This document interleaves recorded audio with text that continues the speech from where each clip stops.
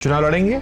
हम कोई चड्डा साहब नहीं है कि जो है खाकी चड्डा पहन के और कब इधर से उधर हो जाएंगे, तो ऐसा तो है। ऐसे मत कहिए, जेनजी के नेता हैं वो। अरे जेनजी के नेता नहीं है वो, तो मैं तो कह रहा हूँ वो प्राइम मिनिस्टर ऑफ इंस्टाग्राम है। अरे मारा। हाँ।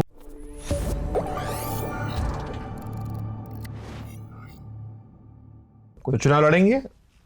अभी तो कुछ ऐसा नहीं दिख रहा है, अभी तो कोई ऐसी विचारधारा नहीं मिल रही है हमारी विचारधारा की जिससे मैच कर जाए। हम कोई चड्डा साहब नहीं है कि जो है खाकी चड्डा पहन के और कब इधर से उधर हो जाएंगे, तो ऐसा तो है। ऐसे मत कहिए, जेनजी के नेता हैं वो। अरे जेनजी के नेता नहीं है वो, तो मैं तो कह रहा हूँ वो प्राइम मिनिस्टर ऑफ इंस्टाग्राम है। अरे मारा। हाँ, वो ऐसा नहीं है कि वो, लेकिन अब बताइए ना कि वो पेपर लीक पे कहाँ बड़े मुद्दे उठाते थे और वो कह रहे थे कि मुझे मुद्दे उठाने से आम आदमी पार्टी रोक रही थी। अब कौन रोक रहा है? मैं तो उसी दिन समझ गया था जब वो भाषण में आए और बोले कि बीजेपी के अंदर एक प्रोटोकॉल है, आप भी जाएंगे तो आपका पहला डायलॉग ये होना चाहिए कि माननीय नरेंद्र मोदी जी और माननीय अमित शाह जी के नेतृत्व में अब हम देश को आगे लेके जाएंगे। ये प्रोटोकॉल है, वही प्रोटोकॉल उन्होंने फॉलो किया। एक ट्वीट नहीं आया उनका। पहले तो ऐसा लगता था कि केजरीवाल पे विपत्ति थी तो चड्डा साहब ट्वीट नहीं कर रहे। अब केजरीवाल खुश हो रहे होंगे कि देखिए 22 लाख बच्चों पे विपत्ति है, फिर भी चड्डा साहब ट्वीट नहीं कर रहे। हो सकता है फिर से धुंधला दिखना शुरू हो गया होगा, पता नहीं चल रहा होगा मामला क्या है। एक चीज है, मैं आगे आने वाले लोगों से भी आपके कैमरे के माध्यम से भी कहूंगा कि देखिए जितने भी पुराने नेता हैं, जो भी विपक्ष के नेता हैं, आप अभी उनसे उम्मीद नहीं कर सकते। ये दौर वो है जो वो भी कहीं ना कहीं अपनी सरकारों में गलत करके बैठे हैं। तो बहुत रेयर ऑफ द रेयर है कि कोई आपकी आवाज बनेगा, क्योंकि उन सबको डर है कि उनको जेल का रास्ता दिखा दिया जाएगा। तो आप जितने भी लोग देख रहे हैं, आज भारत नहीं बदल रहा है, 1 साल बाद 2 साल बाद आप लोग हिम्मत करिए, हम लोग हिम्मत करें कि हम लोग देश बदलेंगे और हमें एक एक कदम फूक फूक के उठाना होगा। हम कुछ गलत नहीं करेंगे। हमें नहीं चाहिए 100 करोड़, 500 करोड़, 1000 करोड़, 2000 करोड़। हमें नहीं बनाना धंधा, हमें देश को अच्छा बनाना है। बहुत लोग आएंगे जो धंधा बना लेंगे जब देश अच्छा होगा तो, लेकिन हम देश के लिए सोचेंगे। ऐसी आप सब लोगों से भी मैं गुजारिश करता हूं, क्योंकि आज के दौर में तो बहुत मुश्किल है। जो नेता पहले से हैं वो सिर्फ ट्वीट करने में जरूर ऐसा दिख सकता है कि नहीं इनको चिंता है, लेकिन ऐसा नहीं है कि विपक्ष को बहुत चिंता है देश की और वो उस चिंता से कुछ कर भी सकते हैं। आखिरी सवाल, बच्चों क्या? वही बच्चों का यही है, कोई चॉइस नहीं है। आपको तैयारी करनी पड़ेगी, दोबारा देना पड़ेगा। आप ही देश का भविष्य है। आपको इससे हिम्मत लेनी है, मोटिवेशन लेना है कि एक दिन मैं ये देश बदलूंगा। मैं एक ऐसा डॉक्टर बनूंगा जहां लोग डॉक्टर पे उंगली ना उठा सकें। मैं एक ऐसा इंजीनियर बनूंगा जहां पे लोग ये ना कह सकें कि इस राज्य के या इस जिले के पुल इसके अंडर बनाए गए थे और एक भी पुल आज तक गिरा नहीं। तो आप शायद मिसाल कायम करेंगे, या मैं ऐसा शिक्षक बनूंगा जो देश को रास्ता दिखाऊंगा, या मैं ऐसा पॉलिटिशियन बनूंगा जो देश को सही मार्ग पे लेके जाऊंगा। तो आपको हिम्मत रखनी पड़ेगी। ऐसे दौर आते हैं, हमसे पहले भी बहुत सारे देशों में ऐसे दौर आए हैं। जर्मनी में तो हिटलर साहब थे, कितने सारे लोग थे। क्या आज जर्मनी आगे नहीं गया?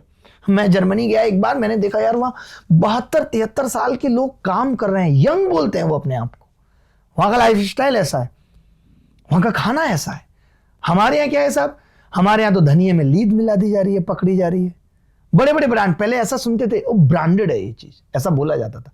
अब तो ब्रांड ही पकड़े जा रहे हैं। अमूल दूध के कितने वीडियोज आप देखते हैं कि किस तरीके से अमूल दूध बन रहा है, और उसमें भी एक नेता ने आगे बयान कह दिया कि पूर्ति कैसे होगी, इतनी जनता है देश में, पूर्ति कैसे होगी?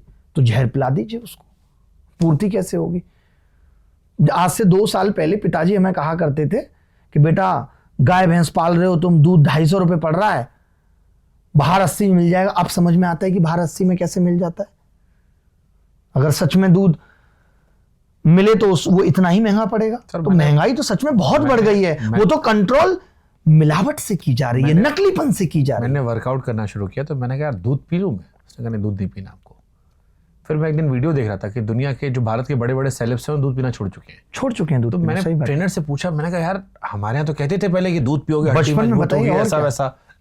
तो फिर मुझे पता लगा कि अब दूध कहाँ रहा। दूध नहीं रहा। दूध के अंदर दवाइयों का इतना बुरा हाल है कि बड़ी बड़ी कंपनियों की नकली दवाई पकड़ी जा रही है। मैं एक न्यूज पढ़ रहा था जिसमें भाई साहब ये माना गया कि वो कंपनी ही अपनी नकली दवाइयों की फैक्ट्री चला रही है टैक्स बचाने के लिए और बाकी सारी चीजें करने के लिए। मतलब खुद कंपनी अपनी नकली दवाइयां बेच रहे हैं।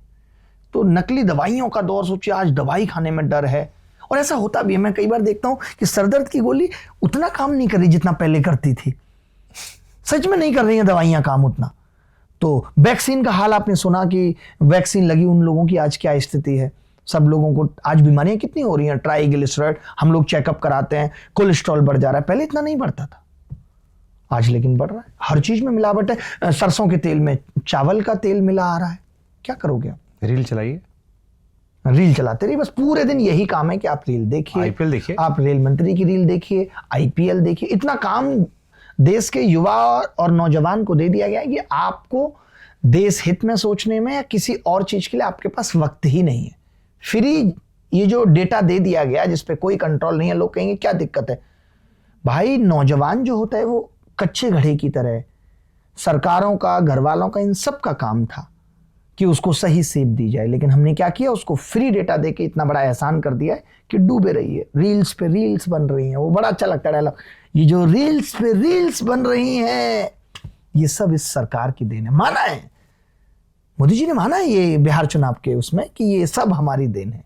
कितना अच्छा काम है, रील्स पे रील्स बन रही है। फिर बिहार में तो लौंडे बहुत चलाते हैं ना। आप देखिए ना, इससे शॉर्ट टर्म मेमोरी इससे हो रहा है। आपको इतनी आदत पड़ गई है, आज लोग कहते हैं कि कोई 3 घंटे की मूवी नहीं देखेगा अगर उसमें प्रोपेगेंडा नहीं है तो। क्यों? क्योंकि लोगों को आदत पड़ गई कि जब वो एंटरटेनमेंट रील्स में मिल जा रहा है, भले ही हमारे राष्ट्रीय खेल हॉकी हो लेकिन कोई नहीं देखेगा, बैडमिंटन कोई नहीं देखेगा। अब आप नहीं देखेंगे अगली कोई सानिया नेहवाल निकलेगी, आप नहीं देखेंगे अगली कोई सानिया मिर्जा निकलेगी, क्योंकि लोगों को अब हर गेंद पे मजा आने लगा है। आपको पता है ड्रीम 11 बंद होने के बाद भी आज तमाम सट्टा ऐप चल रही हैं। सरकार का इस पे ध्यान नहीं है। ड्रीम 11 पे भी ध्यान तब गया जब वो 96,000 करोड़ की कंपनी बन चुकी थी। अभी भी इतनी सट्टा ऐप चल रही हैं जिसमें बेरोजगार युवा अपना जीवन बर्बाद कर रहा है। कौन रोकेगा इन सबको?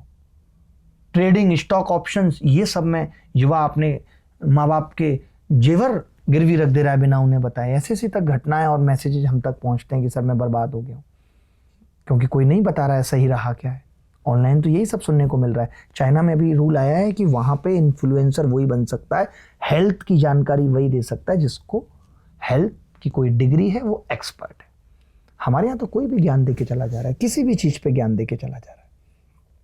आपने जेनजी का जिक्र किया, जेनजी के नेता बहुत वायरल हो रहे थे। बहुत वायरल हो रहे थे, वायरल किया जा रहा था उनको, जिसमें ये दिखाया जा रहा था कि ये बड़े बड़े मुद्दे उठाते हैं। उन बड़े मुद्दों में समय से चाय पे वो बात कर रहे थे। आईपीएल की फुल फॉर्म वो उस टाइम इंडियन पेपर लीग बताया करते थे, आज वो कहां है पता नहीं। तो क्या इस देश में सब कुछ कंप्रोमाइज होता चला जाएगा? तो क्या इस देश में हर आदमी बेवकूफ बनाने में लगा है? हर आदमी बेवकूफ बनाने में, मतलब बिल्कुल। राघव चड्ढा वाला केस बड़ा आइकॉनिक केस है, क्योंकि राघव चड्ढा ने जेंजी को लेकर बहुत सारी बातें की। आम आदमी पार्टी से अलग होते वक्त वो जेंजी का जिक्र कर रहे थे कि मैंने बिल्कुल जेंजी के लिए आवाज उठाई। बिल्कुल, वो कह रहे थे कि आप कांग्रेस, बीजेपी, हिंदू मुसलमान वाला मुद्दा नहीं उठा रहे हो, बीजेपी का सीट वीट वाला। तो उन्होंने कहा मैं असली मुद्दे उठा रहा हूं, जनता के मुद्दे। 22.5 लाख बच्चे, 22.5 लाख, ये जनता का मुद्दा नहीं है। और 22.5 लाख का अगर परिवार, हम तो उन्हें पढ़े लिखा नेता मानते थे, अब शायद लग रहा है कि उनको इतनी समझ नहीं है कि इससे देश का कितना बड़ा नुकसान है। 22.5 लाख, अगर आप एक फैमिली में 4 भी आदमी होंगे तो लगभग 1 करोड़ आदमी। 1 करोड़ आदमी हो गए, और नीट का पेपर देता है, नाना नानी से लेके दादा दादी सब इन्वॉल्व होते हैं, और नेशनल मीडिया दिखा रहा है। तो आप समझ लीजिए मुद्दा बड़ा है। बिना टीआरपी के नेशनल मीडिया इतनी सी बात नहीं दिखाता है साहब। उनको भी पता है कि इससे कितने सारे लोग इफेक्ट हो रहे हैं।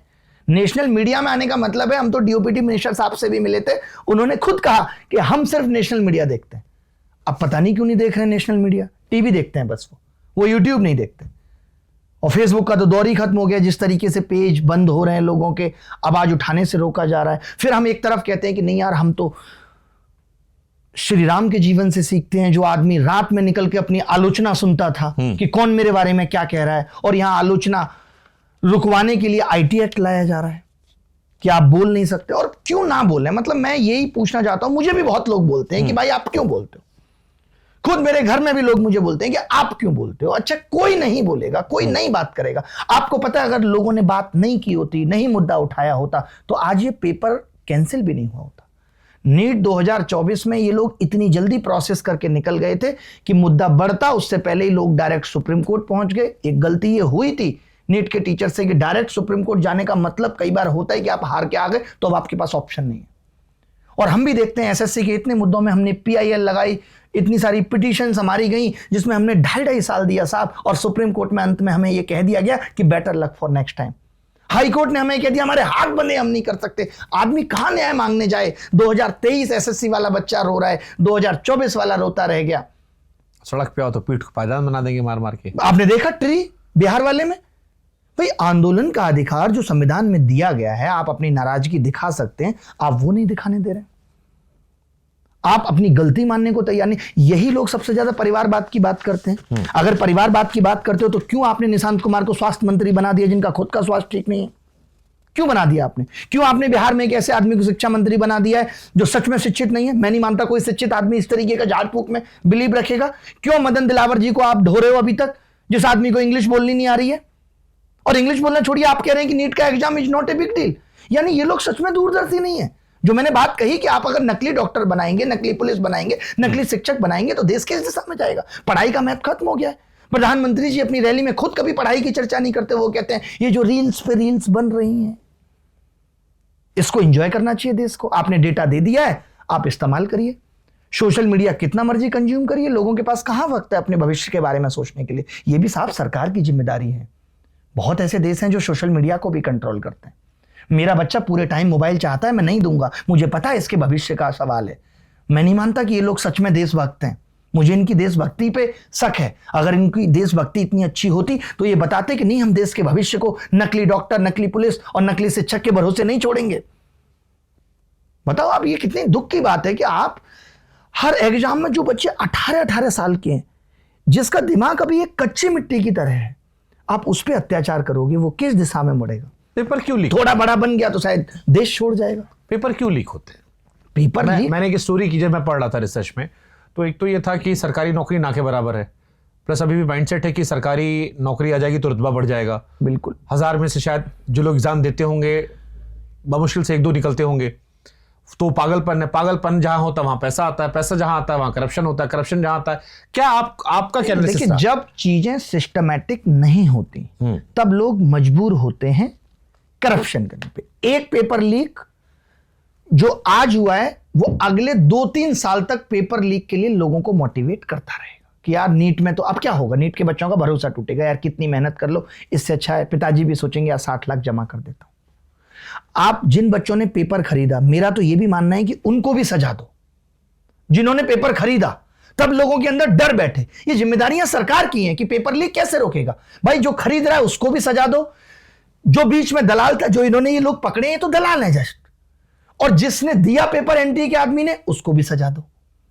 तब कहीं जाके शायद पेपर लीक ठीक हो पाए। क्योंकि जो ये इकोसिस्टम बनता जा रहा है इसको ब्रेक करना जरूरी है, और ये ब्रेक अब इतनी आसानी से नहीं होगा साहब। आप कह रहे हैं सरकारी नौकरियां ना के बराबर हैं, सरकारें तो चल रही हैं, देश तो तरक्की कर रहा है, देश तो 4 ट्रिलियन इकोनॉमी, 5 ट्रिलियन इकोनॉमी पे पहुंच रहा है, तो फिर सरकारी नौकरियां क्यों कम हो रही हैं? सरकारी नौकरी होती क्यों है? जो प्राइवेट सिस्टम चल रहा है उसको कंट्रोल और मैनेज करने के लिए होती है। आप ये समझिए कि आज नौकरियां प्राइवेट में भी नहीं है साहब। आपने वो लेबर वाला आंदोलन नहीं देखा, लेबर वेजेज वाला? तो नौकरियां कहीं नहीं है। अगर प्राइवेट में अपॉर्चुनिटी आएंगी तो अपने आप सरकार में भी आएंगी। अभी आपके इस स्टूडियो के आसपास 4-5 इंडस्ट्री बड़ी खुल जाए तो प्राइवेट नौकरियां आएंगी। अब उस चीज को कंट्रोल करने के लिए आप मान लीजिए कि 2 यहां पे छोटी चौकी खुल जाएंगी। भाई इतने सारे लोग हैं, कुछ भी बात हो जाए, 2 चौकी खुलेंगी तो 8 पुलिस वाले भी रहेंगे, तो 8 नई नौकरियां क्रिएट हुई। तो सरकारी नौकरी इस तरीके से क्रिएट होती हैं। बट आज मुझे इतना दुख हुआ, आज मैं एक होटल के अंदर नाश्ता करने गया। मेरा दिल था कि भाई मुझे डोसा खाना है, बहुत मन है। पानी की बोतल आई साहब 350 रुपए की। पता उस पर क्या लिखा हुआ था? फ्रॉम भूटान। मेरा दिल टूट गया कि हम कितना ज्यादा एक्सपोर्ट कर रहे हैं। कैसे भूटान का पानी हमारे देश में आके बिक रहा है, और फिर हम कह रहे हैं कि वित्तीय राजकोष में डॉलर कम हो रहा है। प्रधानमंत्री जी कह रहे हैं कि तेल कम खरीदिए। जो आदमी आज से 7 साल पहले पकौड़े तलने की बात कर रहा था वो कह रहा है तेल कम खरीदिए। कितना विरोधाभास है दोनों बातों में, बताइए आप ही। कैसे पकौड़ा तला जाएगा? मतलब आप कोई अपॉर्चुनिटी देंगे नहीं। तो मैं ये बता रहा था कि हम पूरी तरीके से एक्सपोर्ट पे डिपेंड हो गए हैं। हमारे यहां नहीं ये मोटिवेट किया जा रहा है लोगों को कि नए उद्योग लगे। जब से जीएसटी आया तो शायद तमाम उद्योग बंद हो गए। तो सरकार की ये जिम्मेदारी थी कि इसके ऊपर रिसर्च करे कि क्यों लोग नए उद्योग नहीं कर रहे हैं। आज मैं ये शर्ट पहन रहा था जब आपके स्टूडियो से आने से पहले, तो इसमें लिखा हुआ था फ्रॉम इजिप्ट। लास्ट इंटरव्यू में जब आया था तब भी मैंने ये बात कही थी, तब लिखा हुआ था फ्रॉम बांग्लादेश। ऐसा क्यों हो रहा है? हमारा देश टेक्सटाइल में अच्छा नहीं कर सकता। अब लोग कहेंगे नहीं नहीं नहीं, यहां पे वेजेज बहुत ज्यादा है, बांग्लादेश में शायद वेजेज कम थी, इजिप्ट में तो नहीं है वेजेज कम। तो हम अपने यहां इंडस्ट्रीज को बढ़ावा नहीं दे रहे, हमारे यहां प्राइवेट नौकरियां भी नहीं है। हमारे यहां तो लोग बेरोजगार बन के घूम रहे हैं, बस अभी मन लगा हुआ है क्योंकि नया नया सोशल मीडिया है। सुबह सुबह जाके वो जानवी कपूर को जिम जाते हुए देख लेते हैं, शाम को मलाइका को जिम से लौटते हुए देख लेते हैं, तो मन लग रहा है। लेकिन ये जो भारत है आगे आने वाला, ये सच में मुश्किल होगा जब लोगों के पास नौकरियां नहीं होंगी। इन सब चीजों से भी लोग बोर हो चुके होंगे, सोशल मीडिया से बोर हो चुके होंगे, तब क्या होगा इस भारत का? तब जो हम ये आज डेमोग्राफिक डिविडेंड की बात कर रहे हैं, ये डेमोग्राफिक डिजास्टर बन चुका होगा साहब। लोग फटेंगे, उसके बारे में कोई नहीं सोच रहा है। उतना मुझे ये लगता है ये नेता उतने कैपेबल ही नहीं रहे जो इतना सोच पाए। जो सच्चा होगा ना साहब, सीना ठोक के बात करता है। वो ऐसा नहीं कि धर्मेंद्र प्रधान जी की जगह जहां बच्चे एंट्रेंस एग्जाम को लेकर के आंदोलन कर रहे, बाबूजी एग्जिट ले गए बिना माइक पे कुछ बोले हुए। कह सकते थे नेट का पेपर लीक हुआ है, हम शर्मिंदा हैं। आपने सुना पिछले 12 साल में, 13 साल में, किसी भी राज्य की बात कर रहा हूं मैं, कि बीजेपी ने किसी सरकारी अधिकारी को, बीजेपी ने किसी बड़े नेता को बर्खास्त किया है? क्योंकि साहब इससे पार्टी की छवि धूमिल हो जाएगी, क्योंकि वो बहुत बड़ी है, देश के युवाओं की भविष्य से, देश की छवि से वो बहुत बड़ी है। अच्छा, मेरे को एक बात बताओ, आप यूपीएससी का पेपर होता है, बिल्कुल सालों साल हो रहा है, बढ़िया से होता है, क्योंकि उसमें जो अधिकारी निकलते हैं वो केंद्र में काम करते हैं, केंद्र में काम देश चलाएंगे। अब मुझे समझ नहीं आता कि अगर यूपीएससी बिना पेपर लीक हुए साल दर साल परीक्षा करा सकता है, ऑफलाइन कराता है वो भी, तो बाकी जो एजेंसियां हैं उसमें पेपर लीक क्यों होता है? इच्छा शक्ति, या उन्हें पता है कि बाकी लीक होगा तो मैनेज हो जाएगा, जनता झेलेगा, जनता झेलेगा, लीक हुआ तो बिल्कुल हो जाएगा। एकदम सही बात है, क्योंकि वो देश चलाएंगे, इनको पता है कि वो देश चलाने के लिए बना है एग्जाम, बाकी से इनको फर्क नहीं पड़ रहा। लेकिन ये तय है कि बिना इन नेताओं की कमाई के ये एग्जाम लीक नहीं हो सकते। इनका टारगेट ही है कि इससे पैसा बनाना है। आपको पता है कितने सारे ऐसे एग्जाम हो रहे हैं जो फॉर्म भरा के छोड़ देते हैं और सालों एग्जाम नहीं होता। 2019 में रेलवे ने फॉर्म भराया और पता है कितने कितने पैसे बच्चों से लिए? 800 रुपए। बोले 400 वापस कर देंगे। 5 साल तक रखे रहे, 5 साल तक ये उन लोगों का पैसा रखे रहे। हम लोगों ने खूब चिल्लाया, कहा, करोड़ों लोगों ने फॉर्म भरा, 2.5 करोड़ लोगों ने फॉर्म भरा था। लोग भरते हैं रेलवे का फॉर्म। हाँ, रेलवे बहुत सबसे ज्यादा अपॉर्चुनिटी हुआ करती थी, लेकिन पिछले कुछ सालों में रेलवे का भी बहुत बुरा हाल है। आप तो देखते हैं अक्सर ट्रेन पटरी से उतर जाती है, रेल मंत्री की कोई जिम्मेदारी नहीं है, सिर्फ रील बनाने की जिम्मेदारी है कि बनारस का कंबल अब रेलवे में रहेगा, यही, इससे ज्यादा कुछ नहीं। आईफोन पे बाबूजी बात करते हैं, रेल प्रक्रिया, भर्ती प्रक्रिया सही से नहीं चल रही है, रेल सही से नहीं चल रही है, उससे इनको कोई मतलब नहीं। कोई भी एक आदमी मुझे ऐसा नहीं दिखता है। राजनाथ सिंह को हम लोग समझते थे नहीं साहब वो बहुत बढ़िया काम कर रहे हैं, पहलगांव अटैक हो गया साहब, नहीं हो पाई उनसे रक्षा, आज वो बोलने से कतराते हैं। क्या आपको नहीं लगता कि जितने भी नेता बीजेपी में हैं, बहुत लंबा टाइम भी हो गया है, मैं बड़े बड़े नेताओं की बात कर रहा हूं, उनको ये कह के इस्तीफा नहीं दे देना चाहिए कि अब हम काम नहीं कर सकते?